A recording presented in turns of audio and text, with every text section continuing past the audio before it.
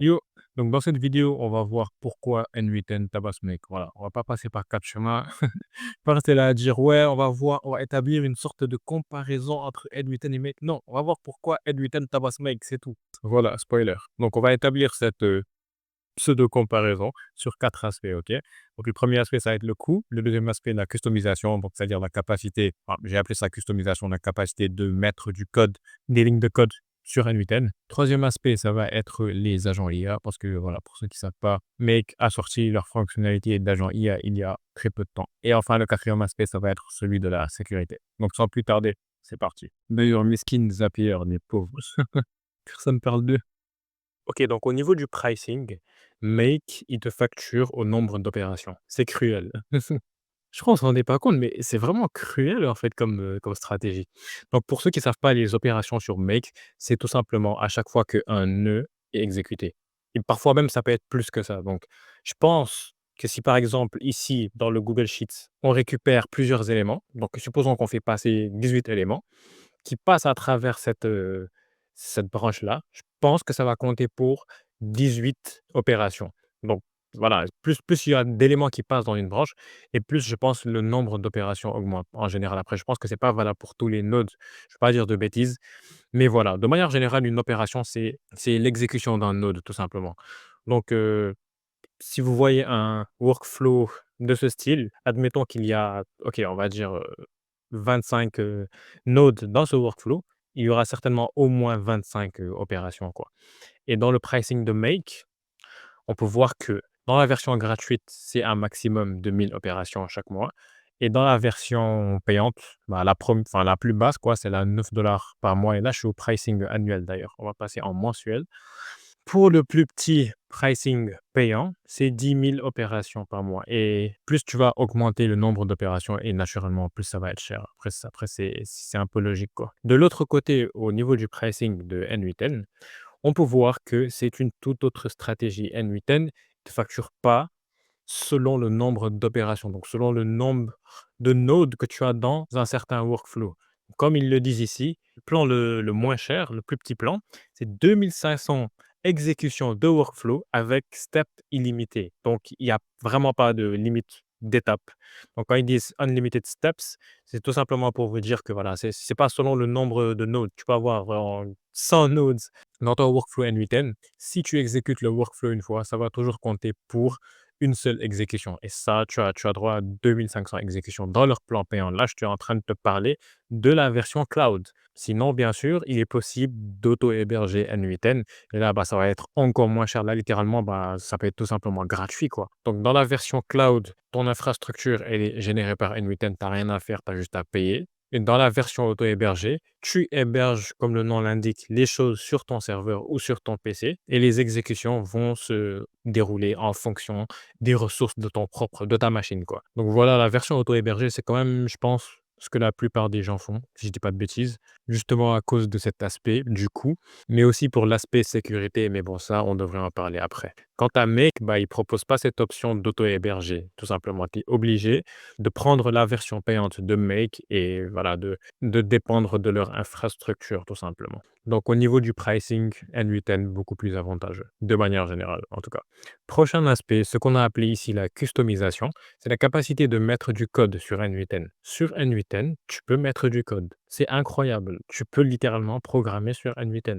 Et il y a vraiment bien des cas où c'est vraiment ultra utile. Moi, je lisais même dans un forum qu'il y a quelqu'un qui disait qu'il pouvait juste pas utiliser N8N sans utiliser ce node code-là. Il peut pas utiliser N8N sans ça, tout simplement. Pour lui, ça fait pas de sens, c'est impossible. Tu es limité. Et genre, il trouve N8N vraiment limité sans cette possibilité, pour vous dire à quel point cette fonctionnalité-là, elle est puissante. Et en fait, ce nœud-là, il offre plein d'avantages. Par exemple, il aide à réduire drastiquement le temps de latence parce que aujourd'hui, tout ce que le nœud code peut faire, tu peux tout simplement demander à une IA de le faire. Donc là, pour l'exemple, d'ailleurs, cet agent, je l'avais présenté bah, dans une précédente vidéo. Mais en gros, là, ce qui se passe, c'est qu'on va récupérer des newsletters sur des flux RSS. Donc, on aura différentes informations sur chacune de ces newsletters-là. On aura le texte, le corps de la newsletter carrément, mais on aura aussi plein d'autres métadonnées, par exemple la date de publication, ainsi que d'autres choses.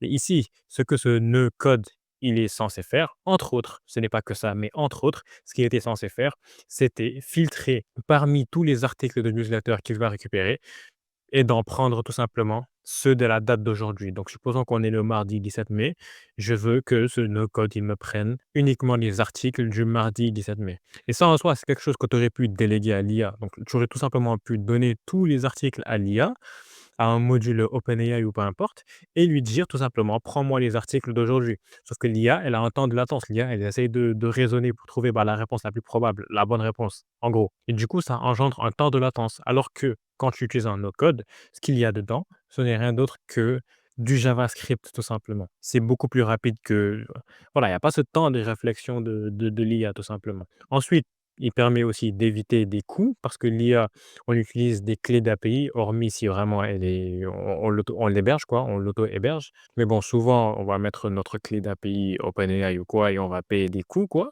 On va payer des coûts en fonction des tokens qu'on va utiliser. Et troisièmement, l'un des plus gros avantages de ce nœud-là, selon moi, c'est qu'il est déterministe en fait. Par rapport à l'IA, qui peut être assez imprévisible, tu vois. Donc l'IA, elle n'a pas une réponse fixe pour une même situation.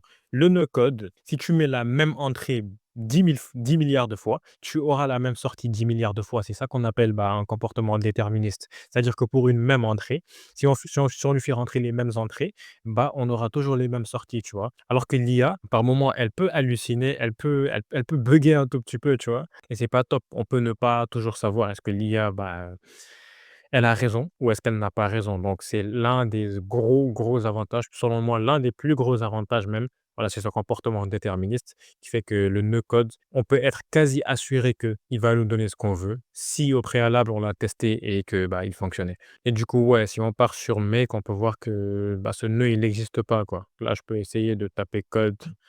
Voilà, ça me propose des applications externes pour run du code Python, par exemple. Après, effectivement, ce qu'il y a lieu de souligner, c'est que c'est pas tout le monde qui est initié à la programmation. C'est pas tout le monde qui peut comprendre du code JavaScript. Moi, honnêtement, je n'ai pas appris le JavaScript actuellement. Et tout le code JavaScript que je génère pour l'utiliser dans ce node code, je le fais avec Claude. Je demande à Claude, bah, je lui explique tout simplement la situation et je lui demande de me générer le code en fonction de ce que je souhaite. Mais honnêtement, cette fonctionnalité, elle est tellement puissante que je souhaite apprendre le JavaScript, presque uniquement pour ça, tu vois? Après moi, j'ai quand même quelques bases en programmation, ce qui fait que même si j'ai pas appris le JavaScript, bah, la logique derrière les différents langages de programmation, elle est assez similaire. Donc j'ai pu apprendre d'autres langages de programmation, ce qui fait que, bah, quand on me génère du JavaScript, j'arrive à comprendre un tout petit peu, tu vois? J'arrive à comprendre, la majeure partie du code, tu vois? Mais honnêtement, si c'est quelque chose que vous prenez vraiment au sérieux, genre N8N ainsi que les automatisations sur N8N de manière générale, je vous conseille vraiment de vous initier au JavaScript, genre vraiment au moins vous initier, essayer de comprendre les bases. Parce que moi, même si j'apprends le JavaScript demain, bah, je vais pas me casser la tête à coder des là, par exemple, il y a 182 lignes de code. Je vais pas honnêtement, je vais pas me casser la tête à coder 182 lignes de code. Je vais tout simplement demander à l'IA de le faire, mais derrière, je vais avoir la compréhension pour ne pas être à 100 dépendant de l'IA, tout simplement. Pouvoir corriger certains petits trucs moi-même. Au final, tout simplement être au-dessus et pouvoir monitorer ce qu'elle fait, tu vois? Parce que là, actuellement, je maîtrise pas forcément le JavaScript. J'ai peut-être une vas-y, quand il me génère, je comprends, on va dire la majorité, mais c'est quand même assez frustrant de dépendre de l'IA, tu vois? Je sais qu'aujourd'hui, si j'ai pas d'IA avec moi, je pourrais tout simplement pas écrire ce code tout seul et c'est assez frustrant. Donc voilà, c'est selon moi la fonctionnalité la plus puissante de N8N et aussi la plus sous-cotée d'ailleurs. Et ça, Make ne l'a pas, à ma connaissance. Le troisième aspect, ce sont les agents IA. J'imagine que vous savez c'est quoi si vous regardez cette vidéo, les agents IA, parce que c'est vraiment la principale fonctionnalité qui a fait que bah, N8N a pris le dessus sur Make depuis quelques mois, quoi. Avant, vraiment, c'était Make qui était, on va dire, la norme, la référence. N8N, on n'en parlait pas trop, c'était un peu le logiciel pour les nerds, pour les initiés, pour les personnes techniques. Mais Make, c'est un logiciel qui est hyper accessible, hyper facile à prendre en main et vraiment intuitif. Ça a l'air vraiment simple, au premier abord, quoi, Make. Mais la raison pour laquelle, bah, N8N est revenu, bah, prendre le dessus, pas revenu, tout simplement venu, c'était pas encore arrivé.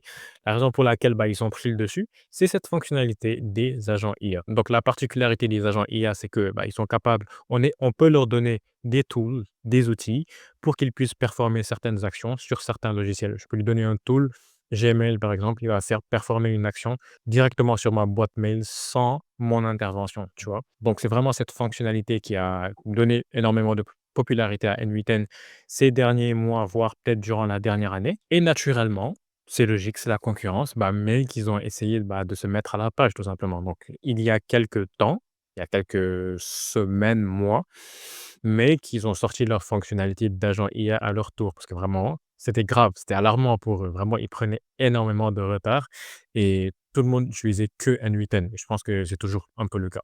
Mais bon, Make sort leur fonctionnalité d'agent IA du coup, sauf que Make rend leur fonctionnalité d'agent IA payante. Moi, honnêtement, j'ai pas compris. Selon moi, ils se sont suffisamment fait damer le pion, suffisamment fait dépasser par N8N. Pour moi, ça a pas trop de sens, bah, de limiter ça à la version payante, quoi. Donc là, on peut voir que ça y est là, Make AI Agents, ce n'est pas disponible sur la version free. C'est disponible seulement à partir de la version core, donc à partir de la version payante. Et c'est d'ailleurs la raison pour laquelle, bah, j'ai jamais testé cette, fonctionnalité. Leur agent IA, je ne l'ai jamais testé personnellement, tout simplement parce que je n'ai pas la version payante. Et je ne vais pas prendre la version payante car je n'ai pas de raison de retourner sur Make aujourd'hui. Après bon, ce serait quand même arrogant de ma part de dire qu'ils auraient dû le mettre dans la version gratuite.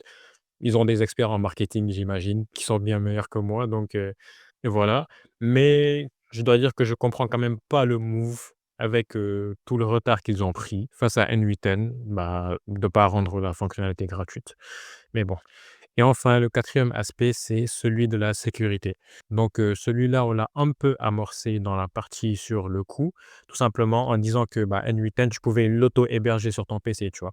Donc, en auto-hébergeant les choses sur ton propre serveur ou sur ton propre PC, eh bien, tes données, elles sortent pas de ton PC ou de ton serveur. Donc, tu as le total contrôle sur tes informations, sur tes données et ça, c'est pas un enjeu qui va forcément intéresser tout le monde. Ça va plutôt être, en général, les professionnels ou les personnes qui tiennent vraiment à leurs données personnelles, mais souvent les entreprises qui utilisent ce genre de plateforme d'automatisation en interne ou voilà, les professionnels. Il y a certaines, niches, certains corps de métier où on peut tout simplement pas se permettre de faire sortir des informations. Je dis n'importe quoi, je pense par exemple à on va dire un cabinet d'avocats, bah, ils ont des informations qui sont assez confidentielles, assez critiques. Tu peux tout simplement pas te permettre de laisser tes informations naviguer sur le web. On sait jamais qui va tomber dessus, qui pourrait intercepter tes informations. Donc voilà, c'est plus safe dans ce cas-là d'auto-héberger la chose en ton sein et d'avoir le total contrôle sur tes données et bah, d'avoir pas peur qu'elles fuitent ou quoi. Elles peuvent pas fuiter, elles sont chez toi. Voilà.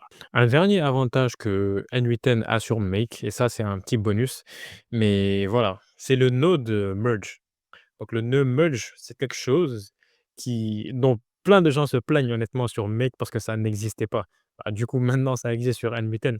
Mais en gros, ce qu'il permet de faire, c'est de regrouper des informations de différentes entrées et les regrouper tout simplement en sortie quelque part, tu vois.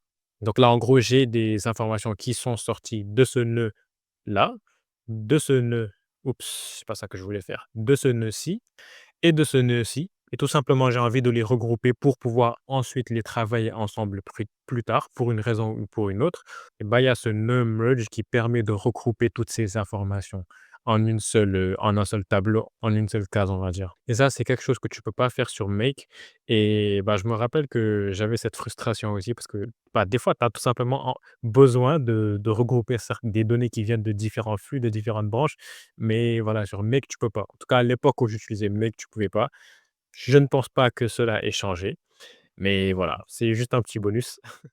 Donc voilà, c'était assez rapide.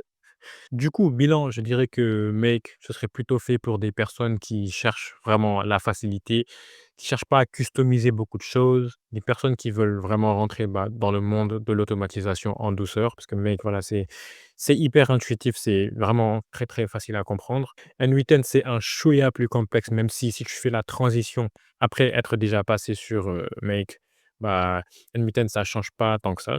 Mais pour quelqu'un qui débute, je pense que Make est quand même un peu plus intuitif et de l'autre côté, Nvital, je le conseillerais à toute personne déjà qui est technique, qui a des connaissances techniques. Je pense que quelqu'un qui est développeur, il pourra tout simplement pas se limiter à Make. Il va tout de suite se sentir, très, très limité. N8N, c'est aussi fait pour les personnes qui souhaitent construire des choses vraiment, vraiment très poussées, mais aussi ceux qui souhaitent avoir la main sur le coût ainsi que sur la sécurité. Mais sinon, vous pouvez aller sur Make, si vous voulez pas vous casser la tête. Du coup, voilà, n'hésitez pas à me dire ce que vous en pensez, j'aimerais bien avoir votre avis sur la question et du coup, nous, on se dit à la prochaine. Peace.